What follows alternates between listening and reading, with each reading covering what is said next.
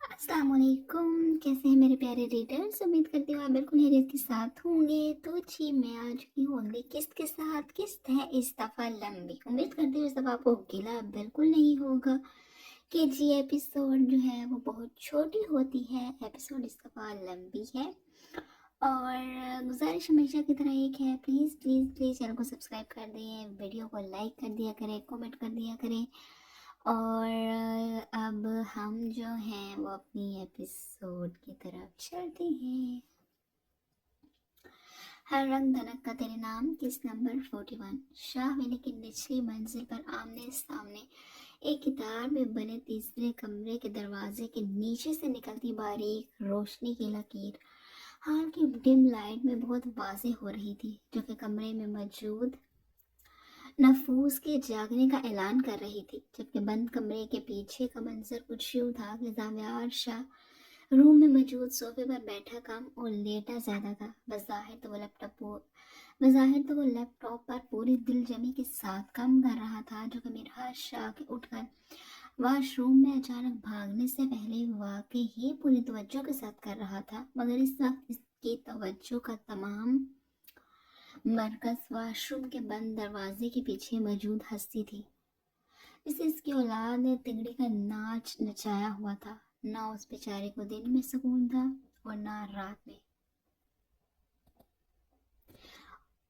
Vomiting ने तो गोया उसकी जान आधी कर दी थी। गो के ज़फियार शाह को भी मिरहा की हालत देख उस पर तरस तो ज़रूर आता था, मगर नफरत का प्रचार करने वाले प्यार और हमदर्दी के चंद बोल बोल कर अपनी अना का परचम कैसे सरबुलंद रख सकते हैं भला। ज़फियार शाह के साथ भी यही मामला था।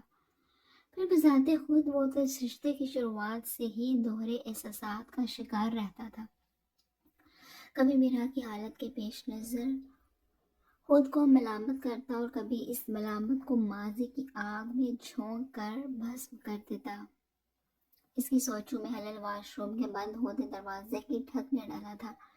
सर झटकता वो मिरहा की तरफ मुतवज्जो हुआ था, जिसकी हालत में बेहतरी का तो पता नहीं, मगर खराबी दिन ब दिन बढ़ती जा रही थी। क्या हुआ है तुम्हें? इसका पीला पड़ता चेहरा और कमजोर वजूद देखकर ज़वेर शाह पूछे बिना ना रह सका था। कुछ नहीं, आपकी औलाद को भी शायद आपकी तरह मेरा सुकून बर्दाश्त नहीं है। मूड स्विंग्स मिरहा शाह के मुंह से ऐसा कुछ जरूर निकलवाते थे कि फिर इसकी ज़वेर शाह के हाथों सख्ती आ जाती थी। अच्छा, हैरत है, लोग अपना मुकाफाते अमल मिलने के बाद इल्ज़ाम भी हम जैसों पर डाल देते हैं, जिनका सुकून खुद उन्हीं लोगों ने दरहम बरहम किया हुआ था। ज़वेर शाह तंज करने से बाज कहाँ आ सकता था। अपना तंज करने के बाद वह दोबारा अपनी तवज्जो लैपटॉप की खुली स्क्रीन पर मरकूज कर गया था, जबकि मिरहा इसके बाद का मतलब समझ लग भेटी ज़वेर शाह का चेहरा देखने लगी थी। इसकी एक गलती से जिंदगी के किस मोड़ पर ले आई थी। काश वो ज़वेर शाह के रूम में ना जाती है। काश ज़वेर शाह का रिश्ता बड़ी हवेली वाले ही ना ठुकराते। ज़वेर शाह का नाम किसी और के साथ जोड़कर दिल के किसी कोने में हल्की सी दुख की रमक जागी थी, मगर इस जैसे शख्स को वो अपने दिल में जगह देकर मजीद अपनी जिंदगी खुद पर ही तंग नहीं करना चाहती थी। यही सब सोचते वो बेदहानी में ज़वेर शाह को घूर रही थी। क्या हुआ है भाई? कहीं प्यार व्यार तो नहीं हो गया? ज़वेर शाह उसके लगातार खुद को देखने पर लैपटॉप की स्क्रीन से दो पल के लिए नजरें हटाता मिरहा की तरफ देखते बाएं आंख का कोना दबा गया था, जबकि मिरहा अफसोस भरी नजरों से इस बेहिस शख्स को देख कर रह गई थी। फिर अपने ख्यालात का बरमला इजहार भी कर गई थी। कभी कभी मुझे हैरत होती है कि आप जैसा बेहिस इंसान सारिया ममा का बेटा कैसे हो सकता है। बेडशीट के डिज़ाइन पर अपने दाएं हाथ की शहादत की उंगली फेरती वो ज़ावियार की तवज्जो एक दफ़ा फिर अपनी जानब मबसूल करवाने में कामयाब हो गई थी। बिल्कुल उसी तरह जिस तरह तुम जैसे चालबाज लड़की चचा जान की बेटी हो सकती है। ज़वेर शाह के जवाब पर मिरहा शाह की हरकत करती उंगली थमी थी। ज़वेर की बात पर वो जैसे खुद पर ही हंसी थी। آپ کو اب مجھ پر ترس نہیں آتا کیا؟ میرا نہیں تو کم از کم اس بات کا ہی خیال کر لیں کہ آپ کی اولاد اس وقت میرے وجود میں پل رہی ہے۔ اب کی بار مرحا کی شاہ کے لہجے میں وہ ترسی کا عنصر واضح تھا۔ مرحا کی بات پر زاویار شاہ کے ماؤس پیڈ پر حرکت کرتی انگلی ساکت ہوئی تھی، البتہ نظریں ہنوز سکرین پر ہی مرکوز تھی۔ تو تم کون سا دنیا سے الگ کچھ کر رہی ہو؟ یہ سٹیج تو ہر عورت کی زندگی میں آتا ہے، ایسا انوکھا مارکا تم میرے خیال سے تم بالکل نہیں مار رہی۔ پھر وہی طنزیہ اور تمسخرانہ انداز۔ جواباً روم میں بالکل خاموشی چھائی ہوئی تھی۔ زاویار شاہ کی بات پر مرحا خاموش کی خاموش رہ گئی تھی، البتہ زبان کے آرام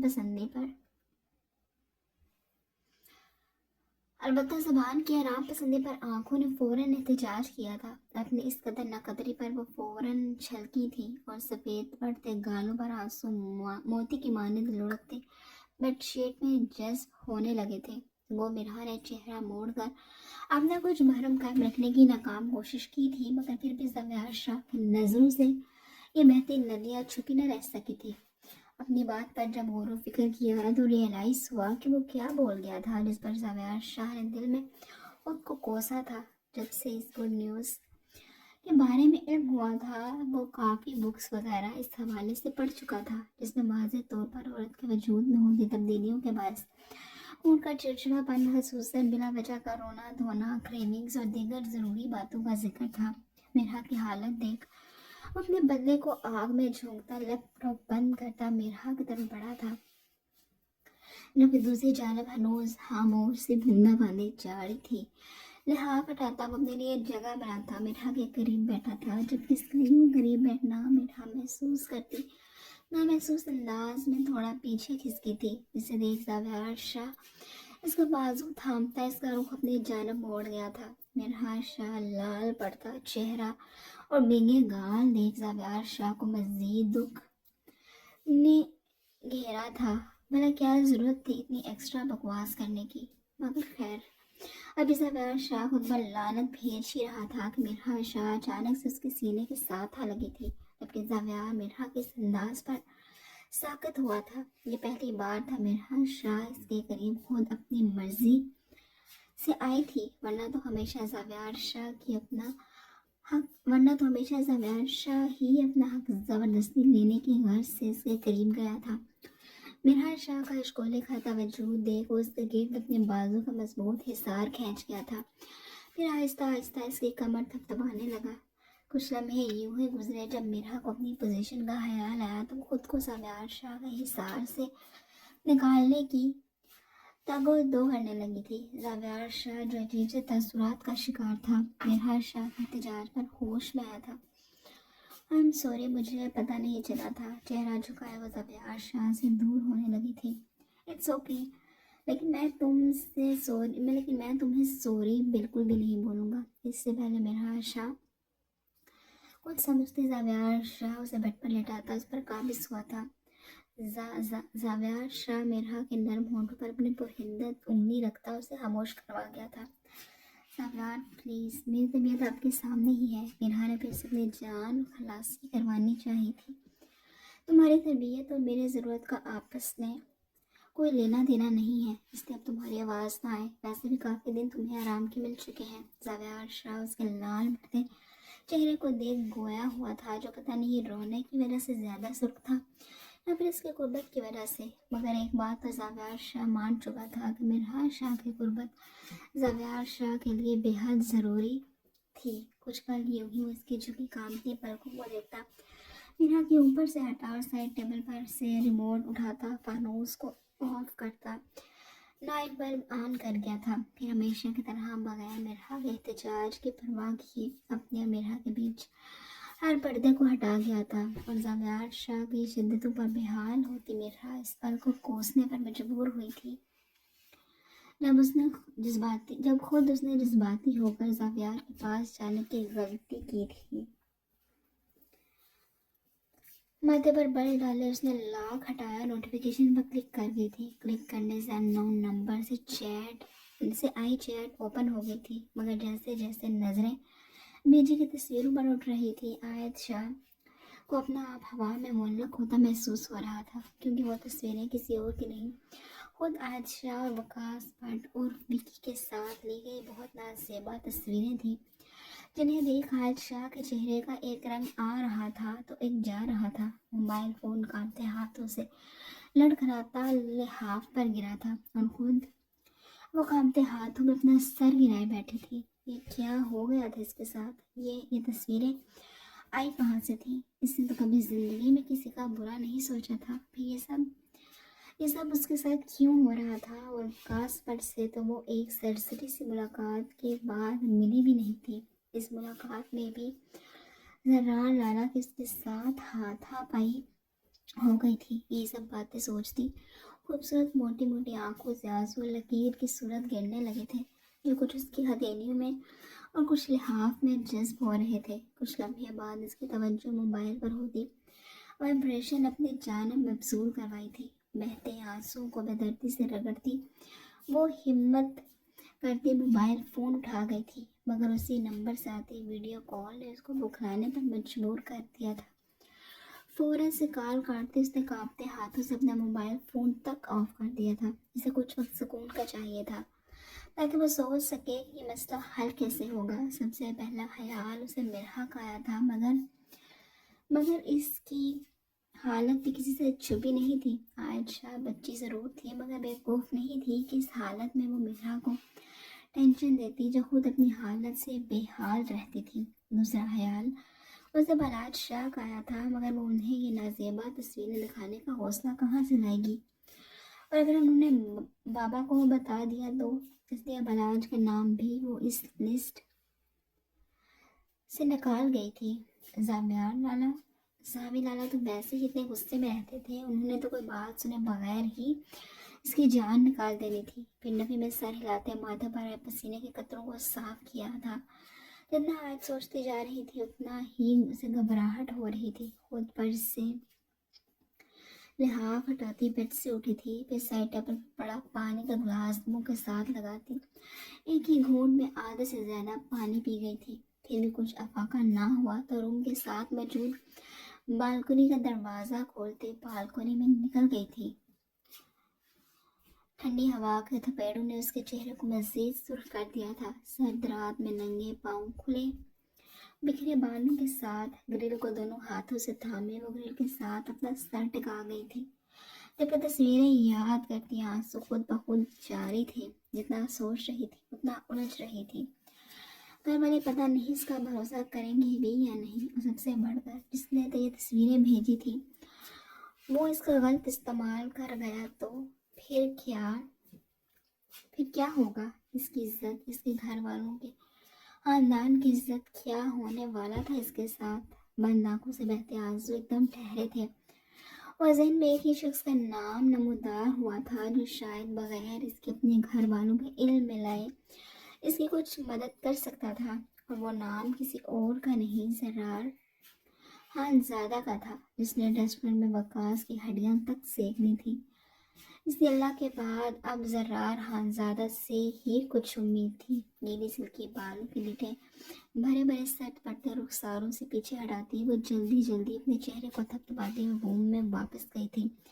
जल्दी से उल्टा पड़ा ऑफ मोबाइल उठाती हुए इसे ऑन करने लगी थी। फ़ोन ऑन हुआ तो उसने चेहरे पर आती मिनटों को कान के पीछे और उसने नीचले लब को दबाए जरिश के साथ हुई व्हाट्सएप चैट को ओपन किया ताकि वो जरार खानज़ादा का नंबर जरिश से ले सके। लेकिन दबतन आयशा की कीबोर्ड पर हरकत करती उंगलियां जहन में उभरते सवाल पर ठहरी थी।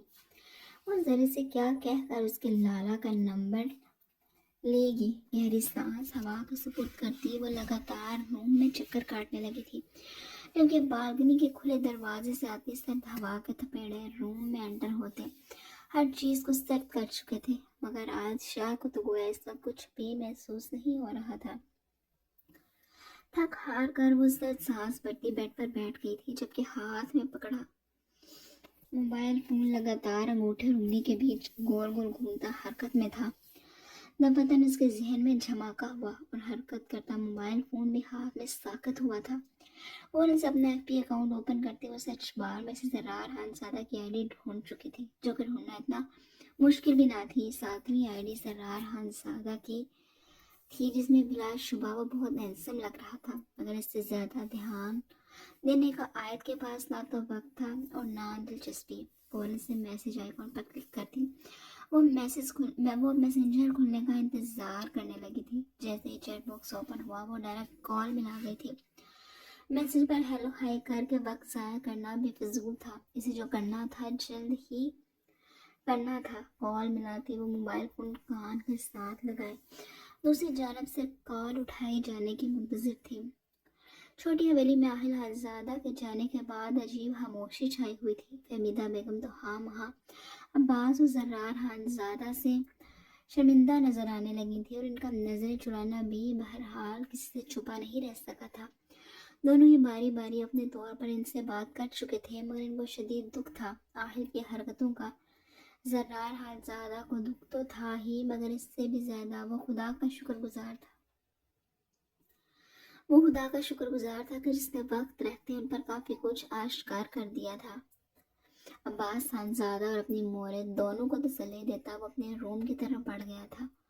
थकावट से इसका बुरा हाल था। रूम में एंटर होते सबसे पहले अपना लैपटॉप बैग सामने स्टडी टेबल पर रखता और साथ ही अपना मोबाइल फोन में चार्जिंग पर लगा गया था, जिसकी चंद सांसें ही बची थी। इस काम से फारिग हुआ तो अलमारी से अपने लिए आरामदा ड्रेस निकालता फ्रेश होने की गर्ज से वॉशरूम में गायब हुआ था।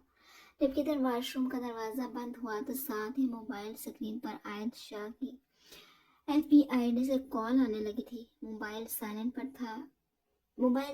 पर था शायद, और बल्कि बुझती मोबाइल की स्क्रीन की लाइट तवज्जो अपनी तरफ मबजूल करवाने में बहरहाल नाकाम थी। कुछ वक्त के बाद मोबाइल की स्क्रीन ब्लैक हो गई थी। शायद उसी तरफ से कॉल काट दी गई थी। अभी कुछ वक्त ही गुजरा होगा कि एक बार फिर से मोबाइल की स्क्रीन ब्लिंक करने लगी थी, मगर इस बार भी नतीजा वही था।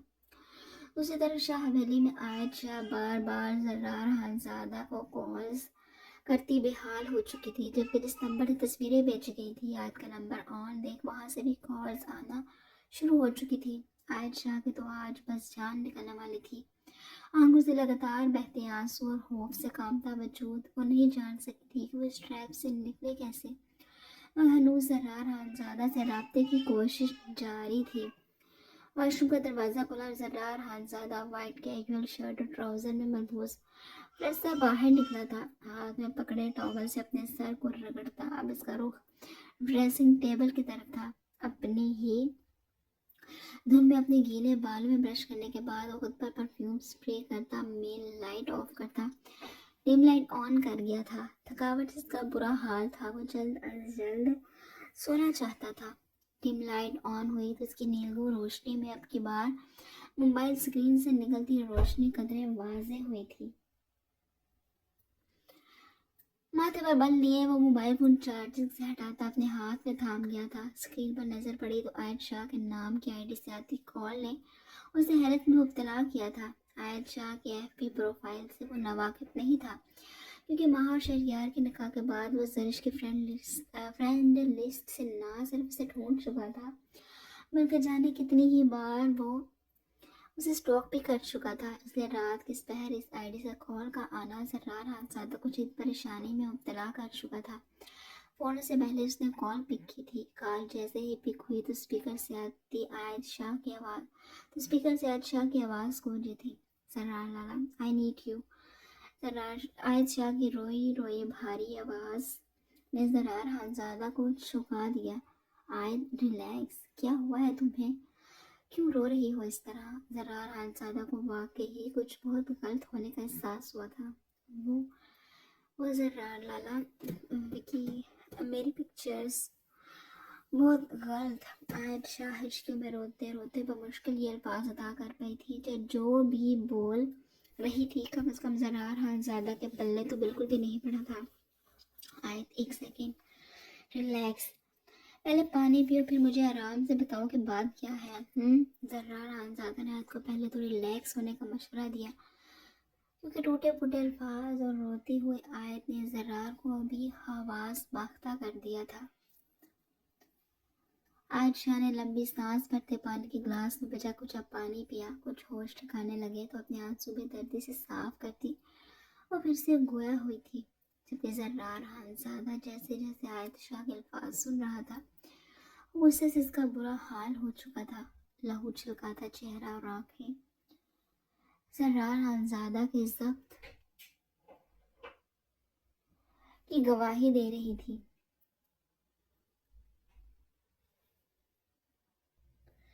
وقاص بٹ کا نام سنتے ہی زرار خانزادہ سے زیر لب موٹی سی گالی سے نواز گیا تھا، ہاتھ اور ماتھے کی ابھرتی سبز رگیں اس کے اندرونی اشتعال کا بھی واضح پتہ دے رہی تھی۔ اسے غصہ تو عائد پر بھی تھا جس نے نہ جانے کیسے دوست بنائے ہوئے تھے، مگر اس وقت اسے ڈانٹ کر مزید پریشان نہیں کر سکتا تھا۔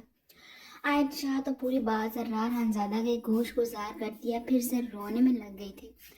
تم ایسا کرو، وہ نمبر مجھے سینڈ کرو، میں پتہ لگاتا ہوں اس کے بارے میں۔ کچھ وقت کے بعد زرار خانزادہ کی آواز اسپیکر سے ابھرتی عائشہ کے کانوں تک گئی۔ عائد اس بات میں سر ہلاتی وہ نمبر زرار کو فارورڈ کر چکی تھی۔ زرار لالا بلیو می،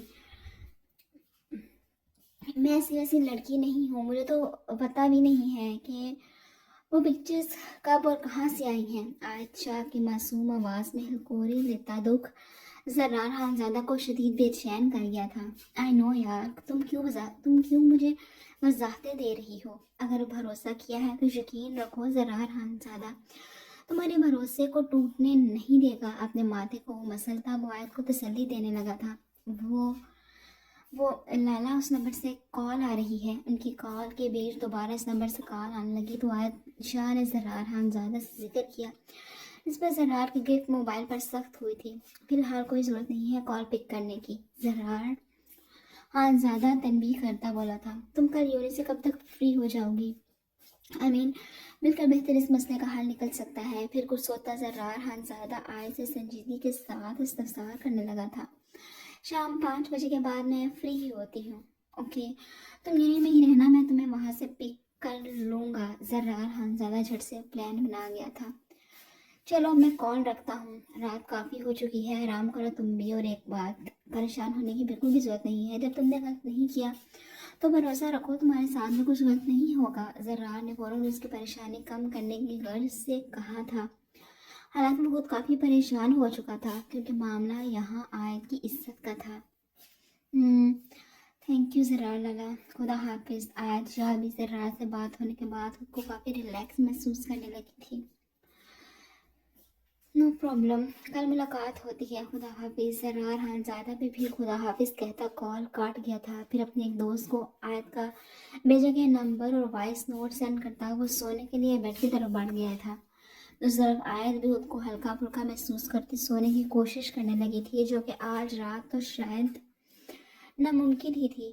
پہاڑوں کے بیچ بنے اس خوبصورت کاٹیج کے حال میں اس وقت 3 نفوس کے ہونے کے باوجود بھی بالکل سناٹا تھا۔ عائد خانزادہ کی بات پوری ہوئی تو دونوں بھائی فارس خانزادہ اور شہریار خانزادہ منہ کھلے کبھی ایک دوسرے کو تو کبھی اہل کو دیکھ رہے تھے، جس وقت غصے کی زیادتی سے لال چہرہ اور بے چینی لیے ہال کے لگاتار چکر کاٹنے میں مصروف تھا۔ فارس خانزادہ جب اپنے روم سے نکلا تو رستے میں ہی اسے سیڑھیوں کے پاس شہریار خانزادہ عجلت میں اوپر آتا نظر آیا تھا، جو کہ خود بھی عائد کے متعلق جان کر فارس کے ساتھ ہی اہل سے ملنے جانا چاہتا تھا۔ یہی وجہ تھی کہ اس وقت وہ دونوں یہاں موجود تھے اور عائد کے کارنامے سن کر سب سے پہلے شہریار کی زبان میں خارش ہوئی تھی۔ عائد لالا، آپ پپو اور پپا سائی کے سامنے ہی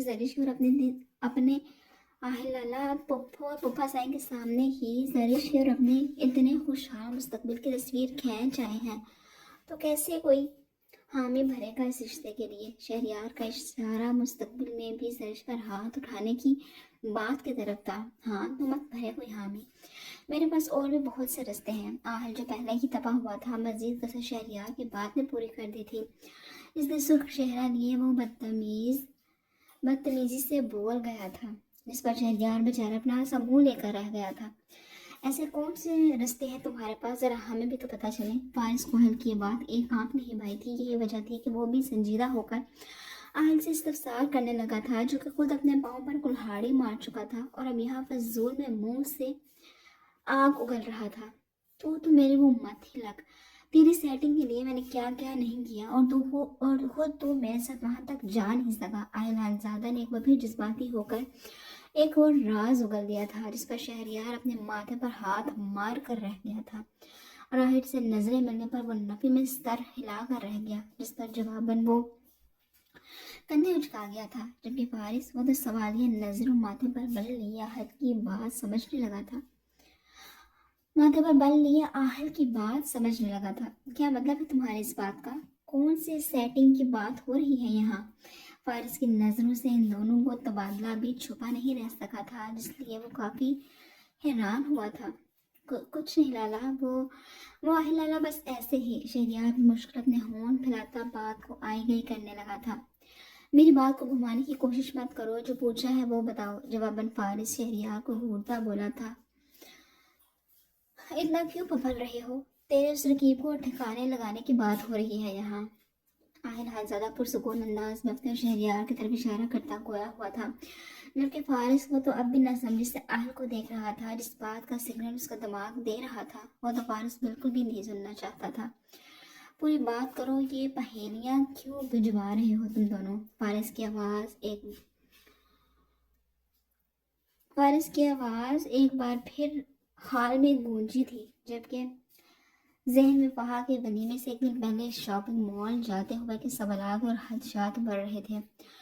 وہ ایکچولی لالا بات کچھ یوں ہے کہ فہا اور اس گھونچو فارس کی گھوری نے اثر دکھایا تھا۔ میرا مطلب تھا کہ فہا اور حارث شاہ کے نکاح والے دن آہل لالا نے ہم دونوں کی پلاننگ کے تحت ہی اسے اریسٹ کر کے لے کے گئے تھے۔ شہریار کی بات پر فارس زیادہ بیٹھے سے کھڑا ہو گیا تھا، جبکہ چہرے پر فکر مندی کے آثار واضح ہوئے تھے۔ اس کا مطلب ہے کہ حارث شاہ بے گناہ تھا؟ یہی چند الفاظ فارس کے منہ سے نکلے تھے۔ نہیں، خیر وہ اتنا سیدھا بھی نہیں تھا، کچھ چھوٹی موٹی کارروائیوں میں بہرحال ملوث تھا ہی، مگر ایسا کچھ سیریس نہیں تھا کہ اسے اریسٹ کیا جاتا۔ اب دوبارہ اعلان زادہ کی طرف سے وضاحت آئی تھی۔ یہ چھوٹی موٹی کارروائیاں بھی کچھ خاص نہیں تھی، محض کچھ بگڑے نوابزادوں نے یونیورسٹیوں میں حارث شاہ کے سخت رویے کی پیش نظر شکایات کی تھی۔ اور تم لوگوں نے یہ پلان کب کیا تھا؟ مجھے بتانے کی زحمت تو کر سکتے تھے نا؟ فارس کو صرف فہا کی ناراضگی کا خیال تھا۔ حالات تو پہلے ہی سازگار نہیں تھے ان دونوں کے بیچ، اور اب یہ سب۔ جب دادا جان نے مجھے حارث شاہ کی انکوائری کروانے کے بارے میں کہا تھا، مجھے اندازہ تھا کہ سیدھے طریقے سے حارث شاہ کے رشتے میں نقص نکالنے سے فہا کی شادی حارث شاہ کے ساتھ ہونے سے تو رک سکتی تھی، مگر پھر کسی اور گھونچو کو تمہارے رقیب کی سیٹ دے دی جاتی، کیونکہ ہماری کزن کا تو تم سے شادی کا دور دور تک کوئی ارادہ نہیں تھا۔ آہل نے فارس کی گھوری کی بالکل بھی پرواہ نہیں کی تھی۔